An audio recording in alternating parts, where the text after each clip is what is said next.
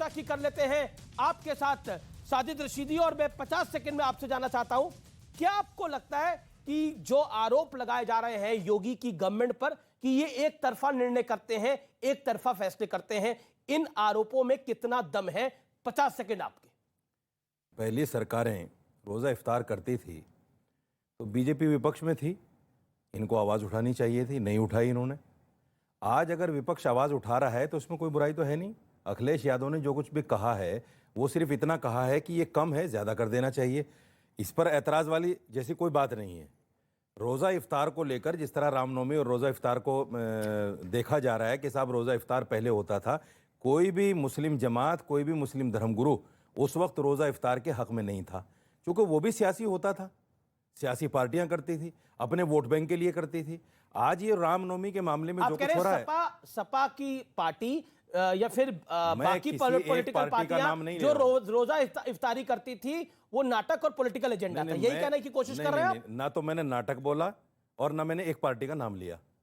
आप अपनी बात मेरे मैं तो सवाल पूछ रहा हूं आपसे। मैंने ये कहा आपने बोला कि तब वो पॉलिटिकल प्रोपेगेंडा के लिए करते थे, तो मैं तो सवाल पूछ रहा हूं कि क्योंकि ये सपा करती थी, कांग्रेस करती थी, बसपा करती थी। जवाब दीजिए मेरे भाई जी। मैंने ये कहा कि वो सियासी पार्टियां अपने वोट बैंक के लिए करती थी, वोट बैंक के लिए। आज भी रामनवमी पर जो कुछ हो रहा है वो भी वोट बैंक है। ठीक है, इसको दूसरे नजरिए से क्यों देखा जा रहा है कि ये धर्म का काम है और वो अधर्मी काम था? ये भी पॉलिटिकल है, वो भी पॉलिटिकल था, मेरा मानना ये है। तो इस पर वावेला नहीं होना चाहिए। अगर कोई भी पार्टी अपने वोट बैंक के लिए कोई काम करती है, जैसे कहा जाता है कि साहब मनमोहन सिंह, मौलाना शहाबुद्दीन रिजवी बरेलवी कहते हैं कि ये एक तरफा ऐलान है।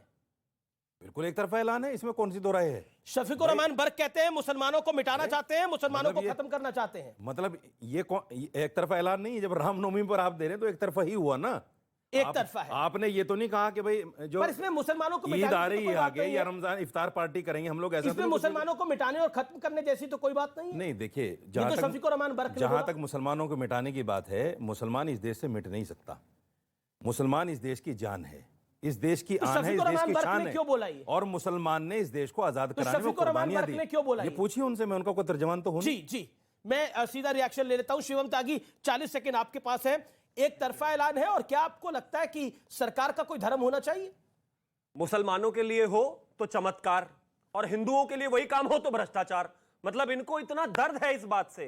आप मुझे एक चीज बताइए, ये मेरी तो मीठा मीठा गप गप और कड़वा कड़वा थू थू वाली बात हो गई। जब रोजाना इफ्तारी में वहां पर बिरयानी और खजूर चलते थे, इन्होंने कभी नहीं कहा।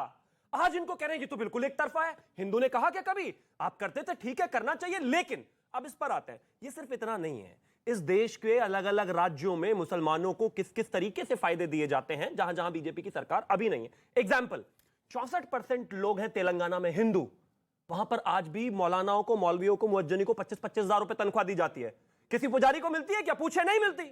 दिल्ली में 81% हिंदू रहते हैं, यहां पर भी मौलाना और मुअज्जिनों को तनख्वाह मिलती है, लेकिन पुजारी को मिलती है क्या? और लेकिन मेरा सवाल बहुत डायरेक्ट है, लेकिन इनको हमारे 1 लाख रुपए अगर पूजा करने के लिए दे दिए। मेरा सवाल बहुत डायरेक्ट है, क्या सरकार का धर्म होना चाहिए? मौलाना अंसार रजा। ना जवाब नहीं, पहली दौर की बातचीत है, सब 50-50 सेकंड अपनी बात रखें। मौलाना अंसार रजा, क्या सरकार का कोई धर्म होना चाहिए? अंसार रजा जी, पहली बात तो ये क्लियर होना चाहिए कि भारत धर्मनिरपेक्ष है या हिंदू राष्ट्र है। पहले ये क्लियर होना आपको क्या लगता है? सुनिए, नहीं, हम तो अपने संविधान पर भरोसा करते हैं। हमें तो अपने भारत के संविधान पर भरोसा है, तो हम तो हिंदुस्तान को सेकुलर मुल्क मानते हैं। अब कौन क्या मानता है वो अलग चीज़ है। अब दुनिया भर की सवाल खड़े होते हैं कि इन्होंने आते ही साथ फौरन, चूंकि एक आदमी की फितरत होती है कि हिंदुओं को भड़काया कैसे जाए। आप एक बात बताइए, अगर योगी आदित्यनाथ जी ने 1 लाख रुपए पर जिले का ऐलान किया है, आप एक मुसलमान बताओ जिसने ऑब्जेक्शन किया हो कि आपने क्यों दिया? हमें क्या एतराज है यार? आपकी एक की जगह 10 दे दो, हमें क्या एतराज है? रमजान में जो अफ्तार होता था, रोजा अफ्तार करती थी सोनिया गांधी, इंतजार होता था लालू यादव का। मैं मुसलमान कहां से आ गया उसमें? रोजा अफ्तार कर रही ममता बनर्जी, इंतजार हो रहा देवगौड़ा का, मुसलमान कहां से आ गया? क्या देवगौड़ा रोजा रखे हैं कि सोनिया गांधी रोजा रखे हैं कि लालू यादव रोजा रखे हैं? क्या आपके सपा के अध्यक्ष रोजा रखे हैं आप? और हम तो एक बात कहते हैं कि सियासी रोजा अफ्तार। तो अखिलेश जी की जो ताज होटल में इफ्तारी हुई थी उसमें आप नहीं गए थे? सर, वो ताज में करें कि ताज मानसिक में करें, हमारे बाप का क्या जा रहा है सर? वो कहीं भी करें, उनके पास पैसा है, उनका बाप छोड़ गया है, वो करें, हमें क्या दिक्कत है। लेकिन मसला ये है कि मुसलमानों का वोट भी चाहिए अखिलेश यादव को, और खड़े भी नहीं होंगे मुसलमानों के साथ। ये भी तो एक प्रॉब्लम है ना। अब जहां तक सवाल खड़े होने के लिए उन्होंने शफीकुर रहमान बर्क, एसटी हसन को छोड़ा हुआ है, वो खड़े होते हैं। कहाँ? अखिलेश जी ना भी स्पष्ट रूप से बोले, लेकिन शफीकुर रहमान बर्क और एसटी हसन बोल देते हैं।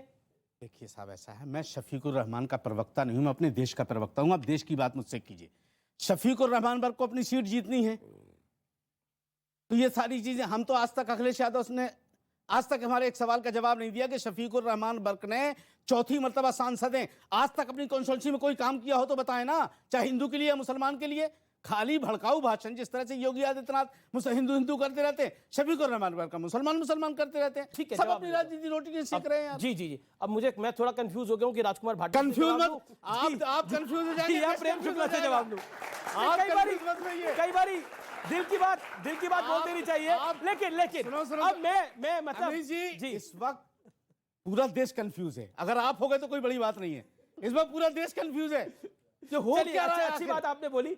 अब राजकुमार